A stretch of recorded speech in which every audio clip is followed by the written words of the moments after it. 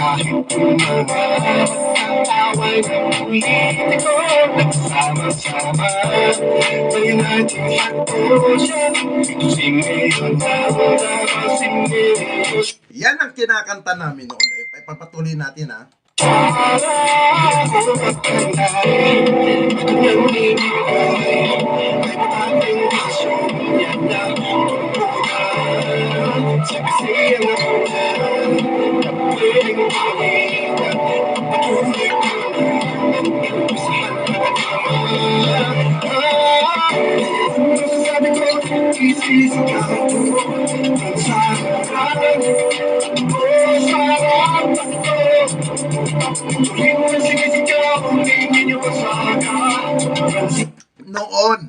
Noon, yan ang sinisigaw ko.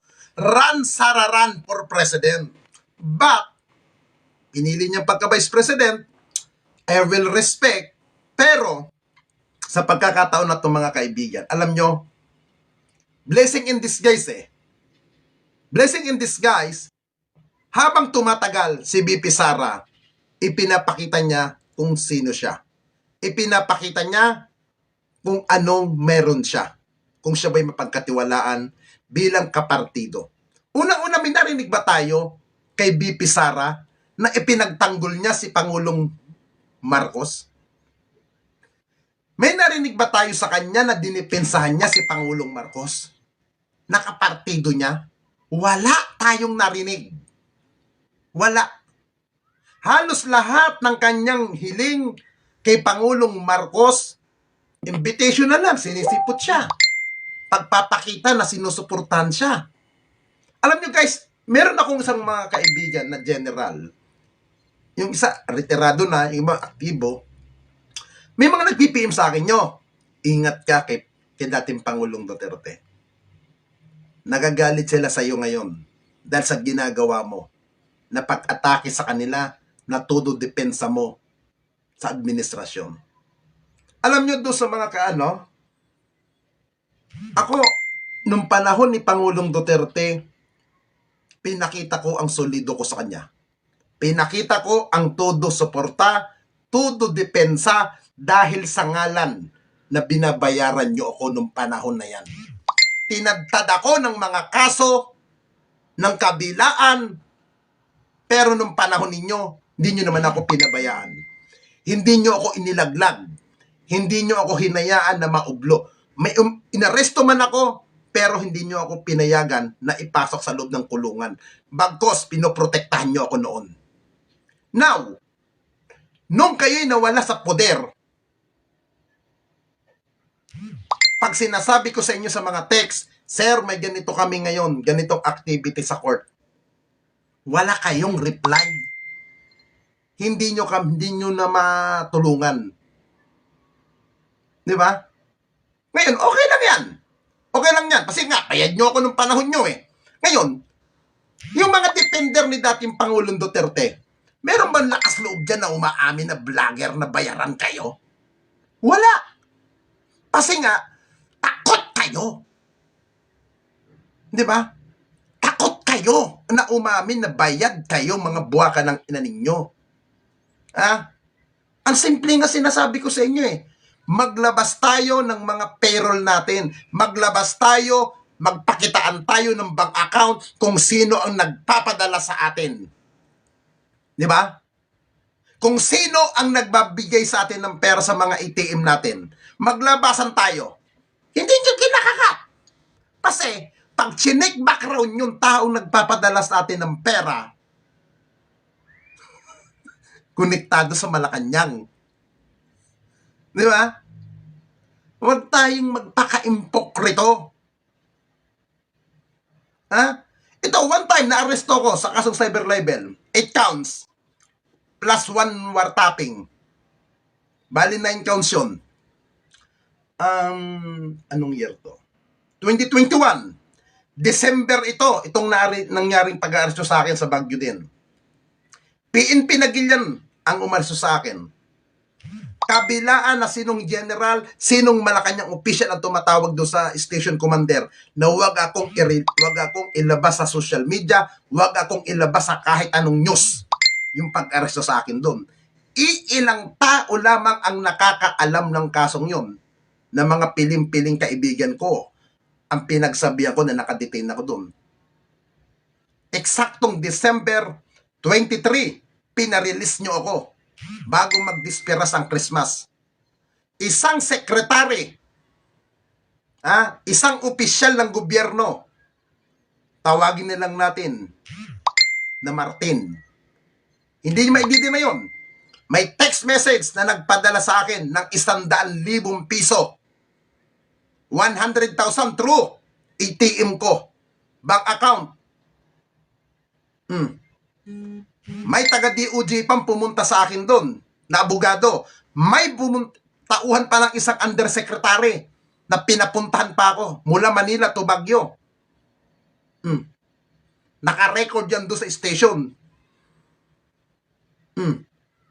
Kaya sabi ko, pag ganyan kayo, mag-iingay na lang tayo. Magpapasko na to nasa station ako. Oh. Ayun, napilitan silang iparelease ako. Yan si Byron, nung time na yon, nasa Boracay siya. Sabi ko, kulitin mo sila boss. Tangina, magpapasko, nandito ako sa loob. Ayun, kakukulit ko kila Banat Bay. Tinawag-tawagan ko sino-sino. Sabi ko, putang ina, pag ganyan, mag-aatungal na lang tayo. Sabi ko nga kay Byron, tangina Byron, kung sa akin ginagawa ito, sa'yo hindi magagawa ito, gagawin din sa'yo to. Nag-isip si Kupal.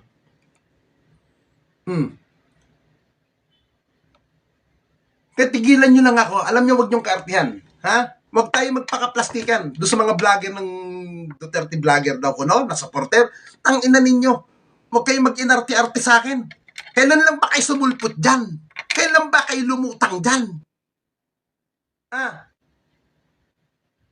Kailan ba kayo nagpapakilala kayong Duterte vlogger? Ngayon ako'y sumusuporta sa administrasyon ni Pangulong Marcos, ni House Speaker Martin Romualdez, sasabihin nyo, bayaran na? Anong kahibangan yan?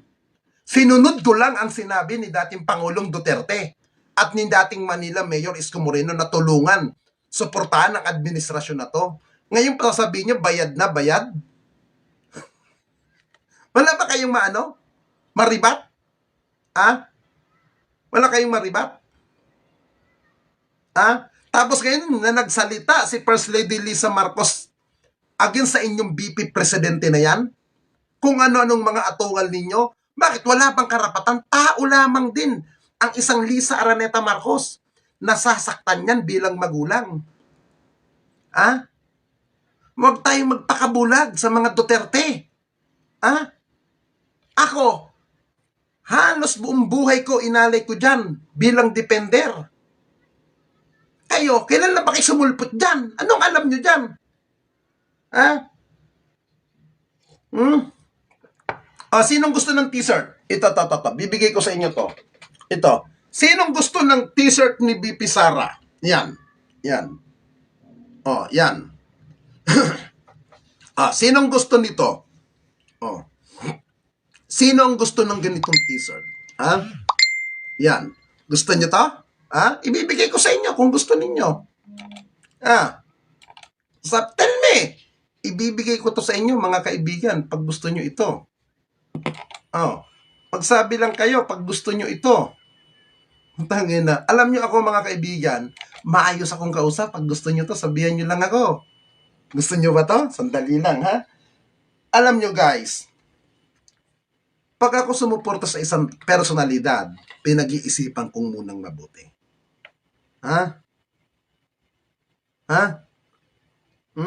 Pinag-iisipan ko, ito ba'y karapat-dapat na suportahan, tulungan? At dapat ko ba itong i-campaign? Dali lang. Wala natang fluid lighter ko Alam nyo, nakakairita na yung nangyayari sa ating bayan. Yung mga gustong gumulo, gustong pag-away-awayin lang tayo. Basahan inutil. Pukin ang ina nyo. Sunugin mo ka. Putang ina, wag dito sa kondo, ha? Baka magdiyak. Bawal magsunog dito. Putang ina mo ka. Ha? Tandaan nyo. Iisa-isahin ko lahat ng mga damit dito na ginamit namin nung campaign kay Sara at kay Digong. Pagpupulitin ko yan, mga buwaka ng ina ninyo. Kasi pamigay ko, gawin kong basahan, wawaraking ko yan, mga puki ng ina ninyo.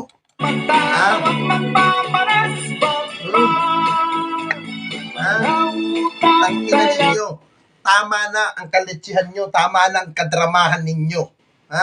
Bigyan nyo ng katahimikan ang bansang Pilipinas. Pinagwawatak-watak nyo lang, mga puki ng ina ninyo.